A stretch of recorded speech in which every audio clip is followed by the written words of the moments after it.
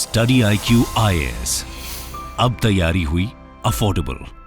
Hello dear students and welcome to this session of World History in Mains Residential Program. We are discussing the topic of American Civil War. Without further ado, let's get started with this topic.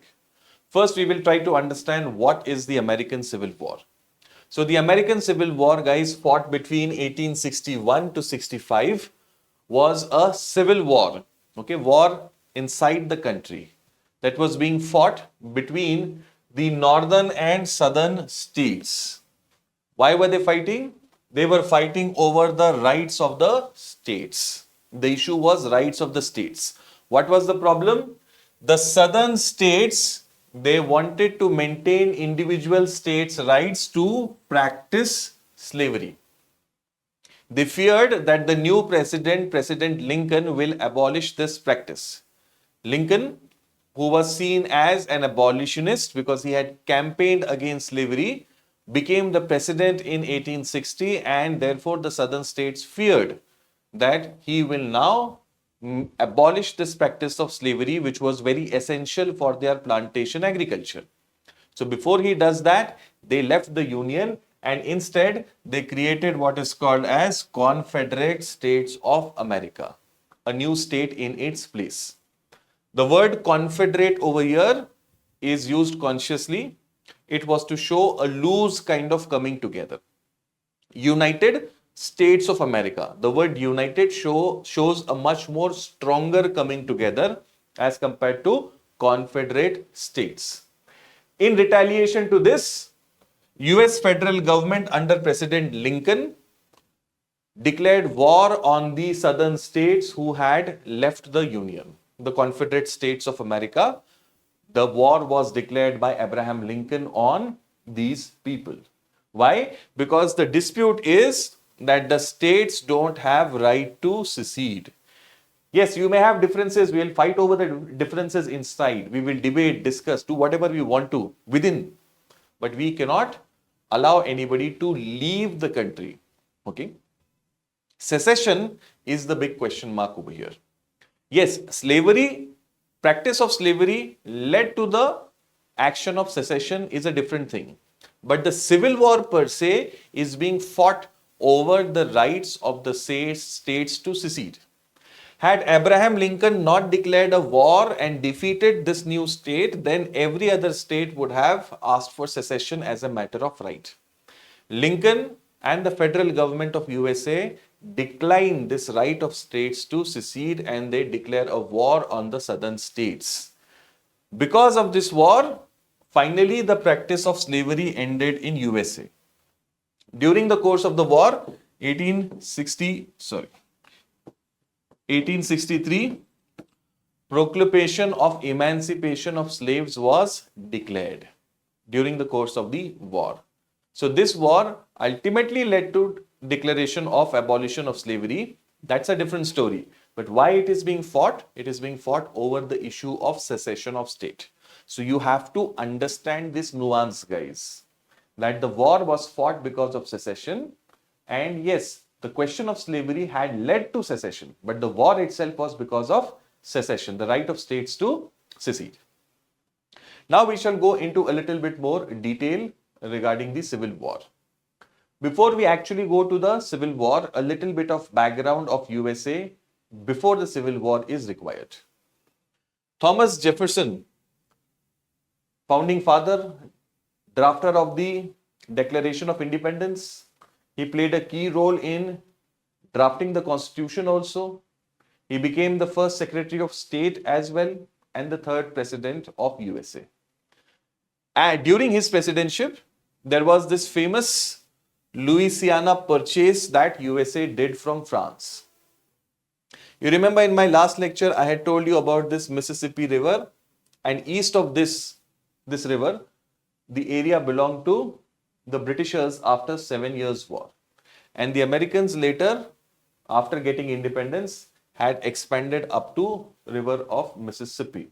As in, sovereignty of USA was up to this river. Beyond this area, beyond this river, the territory belonged to Spain first, and then it was taken over from Spain by Napoleon. President Thomas Jefferson bought this whole area that you are seeing in the map, which is called as Louisiana. In 1803, President Jefferson bought this area from Napoleon at a very throwaway price at that time. Ultimately, this doubled the area of United States of America and gave the opportunity later for Americans to expand westwards. This westward expansion of Americans is going to create a lot of crisis in future, which will ultimately result in the Civil War. We will see all of those details ahead. Okay, so that Louisiana purchase was one detail that we must know. Second is this Monroe Doctrine. What was this Monroe Doctrine? President Monroe of USA had in 1828 declared that the American continents, North and South America, henceforth should not be considered as subject of colonization by European powers. The Europeans in 19th century were constantly on the lookout for more and more territories for establishing their colonies. President Monroe said that go anywhere, don't come to these continents. You're not allowed to come over here. This was the goal of America for Americans or Pan-Americanism. This was very, very suitable for USA because USA was the strongest power on this side of the Atlantic. The next major development that we must know about USA is the Monroe Doctrine. President Monroe of USA had declared the principle of America for Americans. European powers, British, French, Spaniards, Portuguese, all of these were constantly looking at these continents for expansion of their colonial presence. Americans, that is President Monroe and United States of America, did not want Europeans to anymore interfere on these continents. And therefore, they declared this doctrine, which is referred to as Monroe Doctrine. This doctrine was very convenient for USA because USA was the only power on these continents. If Europeans were held at bay, if Europeans were kept outside, it would naturally mean that it would be USA's domination in these continents. This was the starting of Pan-Americanism. Okay. This later became all the more proactive and USA started to interfere later in affairs of other countries also. At times we see USA acting like an imperial power itself as well. But anyways, that is outside our purview of discussion.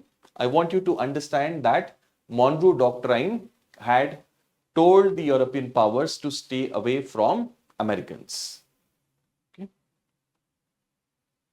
Now, let us go into the specific causes of this particular civil war.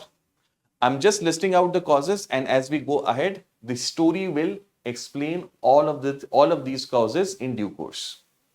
The first cause was Western expansion. As the Americans went westwards, they colonized the territory westwards. It led to socio-political conflicts that ultimately will lead to the Civil War. We will see that shortly. Second was the issue of sectionalism. Sectionalism meant that northern and southern states had interests which were different and at times conflicting also. These conflicting interests between northern and southern states will be a major factor in the Civil War.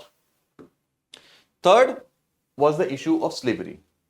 The practice of slavery in South was very essential for its economic well-being. It was a key aspect of its society and culture also. The North, on the other hand, was more progressive and developed and looked down upon this practice. Northerners wanted this practice abolished across the country. This attitude of Northerners and Southerners led to conflict between them and became one of the major causes of slavery. Then fourth is election of Lincoln. Lincoln was an avowed abolitionist. He wanted to end slavery.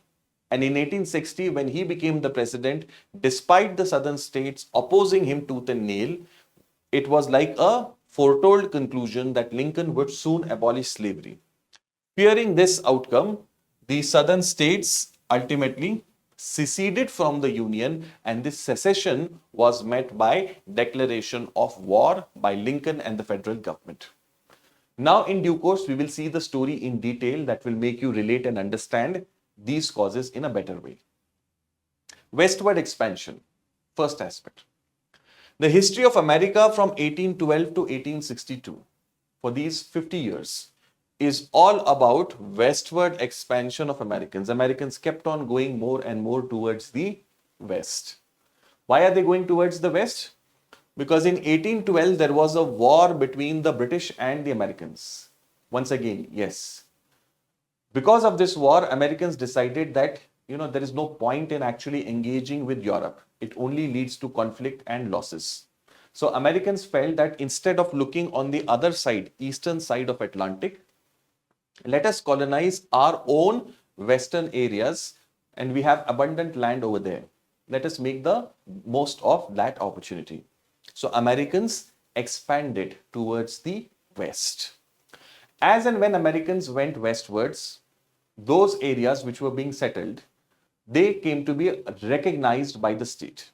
First as territory, and then when population increased, as state. Whenever there was a population of 60,000 plus in a territory, that territory could apply to become a state in the Union. Now, it was the discretion of the US Congress to take a call whether the state should be admitted or no.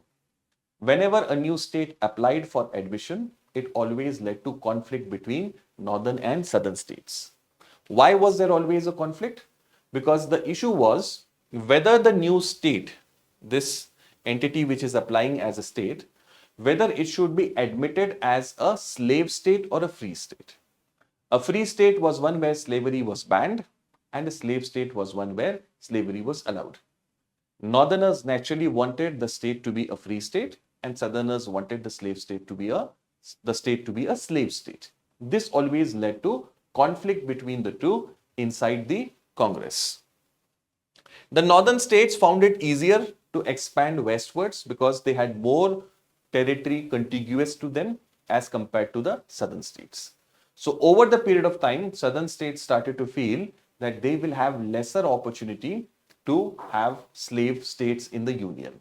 And this made the southern states all the more insecure. In many cases, especially the states like Missouri and Texas, the states of Missouri, I know you want to go to Missouri, but the name is not Missouri, it is Missouri. Okay. During the admission of Missouri and later admission of Texas, this conflict reached a very high or shrill pitch. But somehow, some compromise was done in both the cases, and there was no major crisis at that point. So guys, in this manner, whenever the westward expansion led to creation of new states, there was a conflict in the USA, political conflict, based on whether that state should be a slave or free state. So that is one causative factor, westward expansion. Second is sectionalism. What do we mean by sectionalism? Northern states were manufacturing states. Northern states had limited agricultural land, and therefore their economy was based on industry and manufacturing. Northern states had the advantage of Port of Boston, so they preferred to do manufacturing and trade. And consequently, they required human labor for their factories. These manufactured products were naturally sold in markets across USA. And therefore, they wanted protection of their industry from imports coming from Britain and other countries. They wanted tariff protection by the state. This was their objective. Second, they wanted open market within the country. One nation, one market. Their products should go and sell in the south. They should earn profit on it, was their goal. Therefore, they were always demanding high tariff on foreign goods and easy access to domestic markets. Also, they needed cheap labor to work in their factories. This made the slaves very attractive to the northern states. If the practice of slavery was abolished in South, It would free up a lot of slaves, and these slaves could then naturally be employed as labor in factories of northern states. This was another economic motivation for the northern states to oppose slavery. Of course, they opposed it on moral grounds, on humanitarian grounds, on grounds of constitution. The Constitution's Declaration of Independence had spoken about all men being created equal and they being endowed by the Creator with certain inalienable rights. These are the words from Declaration of Independence. And that same country, which had such a large goal for equality of mankind, was indulging in practice of slavery. This was ironic. It was anachronistic, and therefore northern states opposed it. Southern states, on the other hand, what were the southern states like? Southern states were agrarian. They were dominated by aristocratic planters, rich elite men who had thousands and thousands of acres of lands, fertile lands. And on these lands, plantation agriculture was taken up. Raising cotton and other crops like tobacco was being done over here. These were used as raw materials in Europe's markets. Britain particularly was importing cotton from USA. Textile industry, you remember, was the first industry to get industrialized. It depended on cotton coming from USA and later from India also. These southern states were dependent on northern states for manufactured goods. They did not have industries by themselves. They depended on agriculture. So they wanted cheap goods, manufactured goods, and they wanted market for their agricultural produce. So you can see, guys, both these types of states have slightly different types of economies. Northern states, more industrialized economy, manufacturing based economy, whereas southern states, agrarian type of economy, plantation crops based economy. And in this economy, slaves were very crucial. Now, why were the slaves crucial, guys? Why are these slaves important? Slaves are important for southern states because the southern states could not practice their plantation agriculture without slave labor. Thousands and thousands of acres of land owned by one family in those times when there were no machines for agriculture. They could not imagine doing all of that physical labor by themselves. They needed human labor. And black African slaves were very convenient for that. They were cheap and they were robust, physically strong. And therefore, they were made to do all of that work on their farms.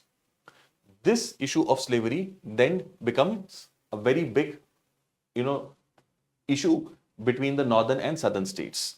Sectionalism between northern and southern states manifested most strongly on this issue of slavery. Developed North wanted this practice to be abolished, whereas the agrarian South felt that this was essential and key to their plantation agriculture.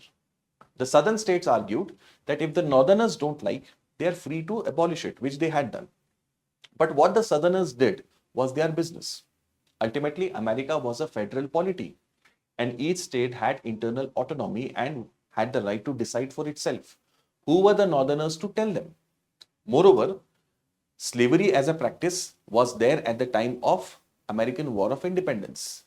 Several founding fathers also, guys, owned slaves.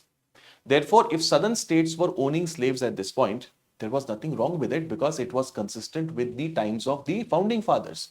So if they did not have a problem with it, why should the northern states have a problem now?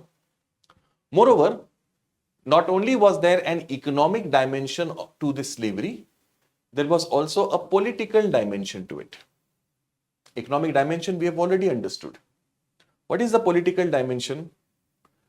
The slaves did not have any political rights, but their numbers counted in terms of giving representation in their Lok Sabha. I'm saying this to make you understand basically. So in their House of Representatives, the number of slaves added up. How did they add up? 3/5. 3/5. So if suppose there are 100 slaves in a state,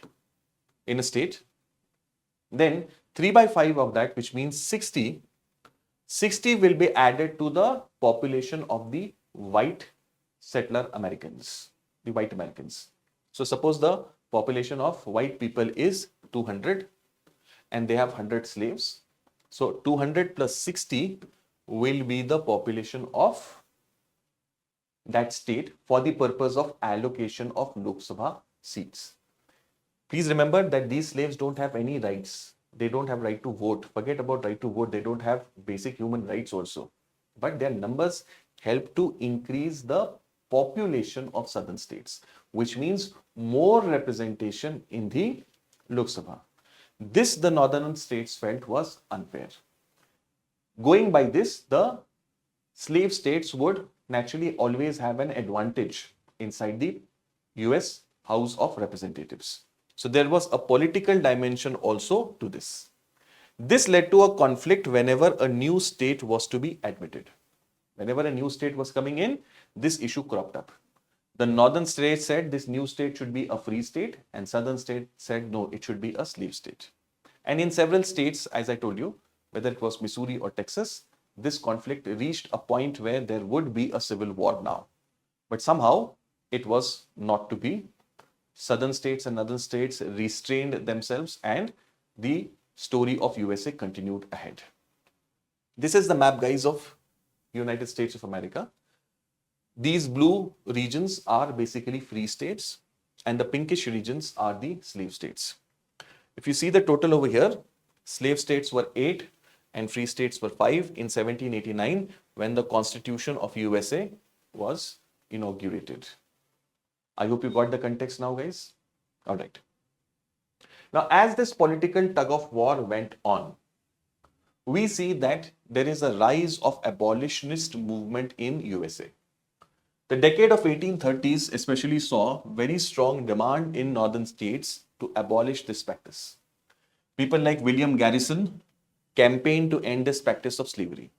His famous newspaper, The Liberator, argued for ending slavery. See, parallelly in India also, we will see rise of Indian middle class intelligentsia. They will also start newspapers like this and campaign for social issues here in India.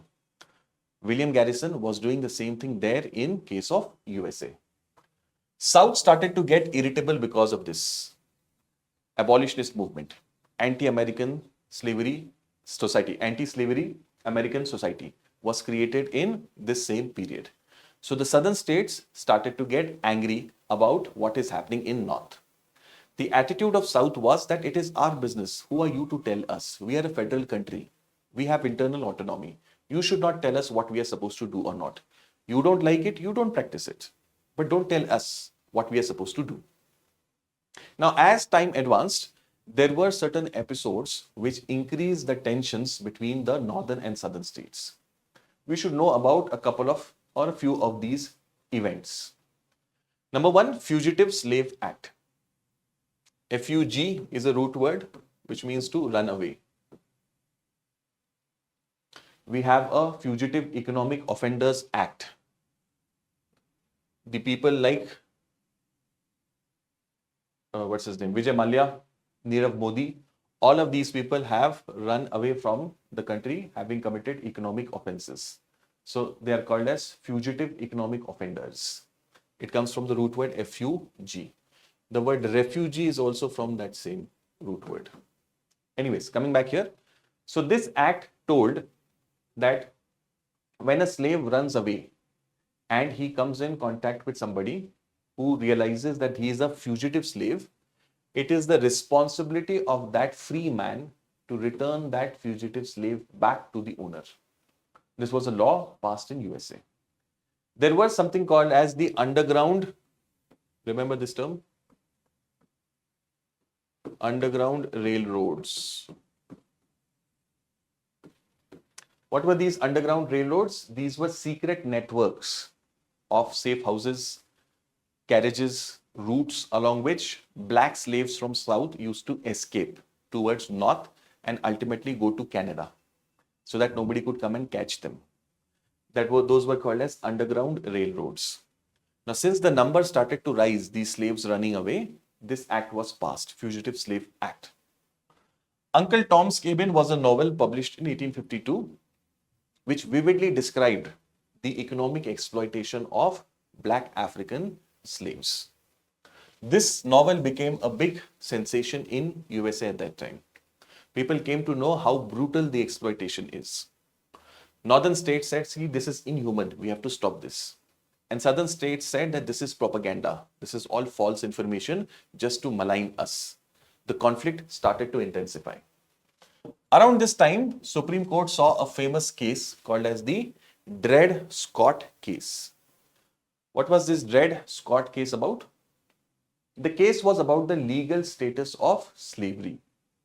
The question was whether the practice of slavery was legal in the context of US Constitution. And surprisingly, in this case, Supreme Court ruled that the practice of slavery was absolutely legal in USA.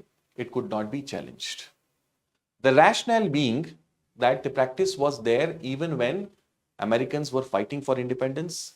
Many of the founding fathers were owners of slaves, and it was something that had continued from the duration for the time of the inception of USA. So there was no harm or there was nothing wrong as such with practice of slavery. This further increased the tensions. Northern states felt that this was so inhuman and inconsistent with the values of the Constitution. Then came the creation of Republican Party. Republican Party, don't imagine it with today's Republican Party. American politics has evolved a lot. That Republican Party was abolitionist.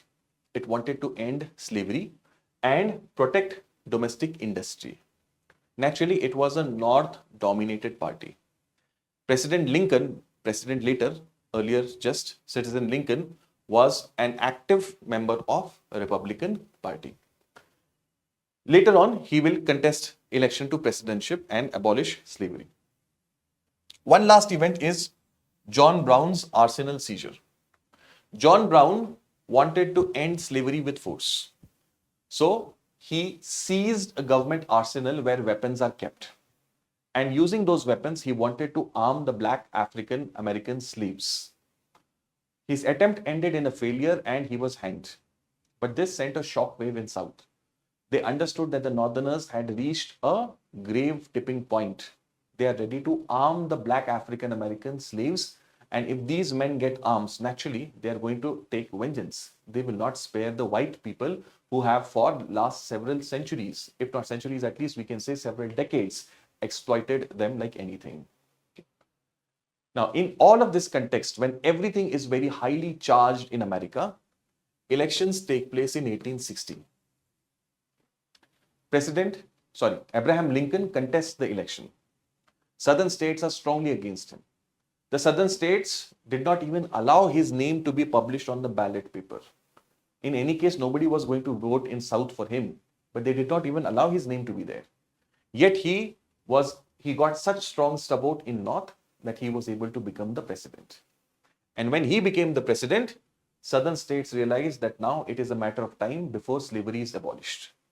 So together, in two batches, 11 states from the South declared their secession from USA. Total 11 states from the South declared their secession. They appointed Jefferson Davis as their president. Their new state was to be called Confederate States of America.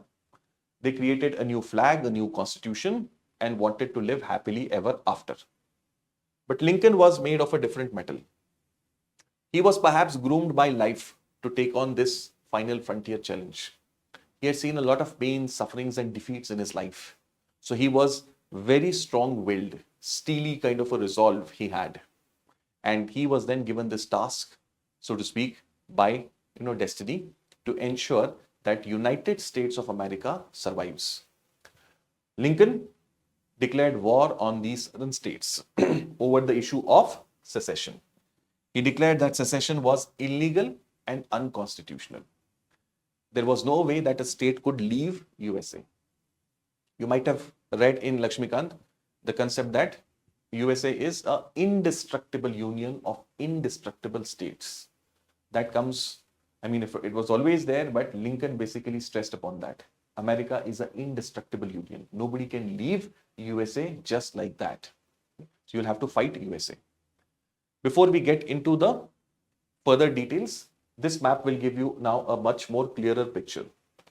This was 1789 period that we had noted earlier. 8 slave states, 5 free states. By the time we come to Civil War, you have 15 slave states. So the number is less of slave states now, reverse, and 19 free states. So slave states were already very, very insecure because of these changing numbers, the changing pattern of their presence in the US, both Senate as well as House of Representatives. So 61 to 65, we see that USA will fight the Civil War. The central question being whether states have the right to secede or no. Based on this, they are fighting.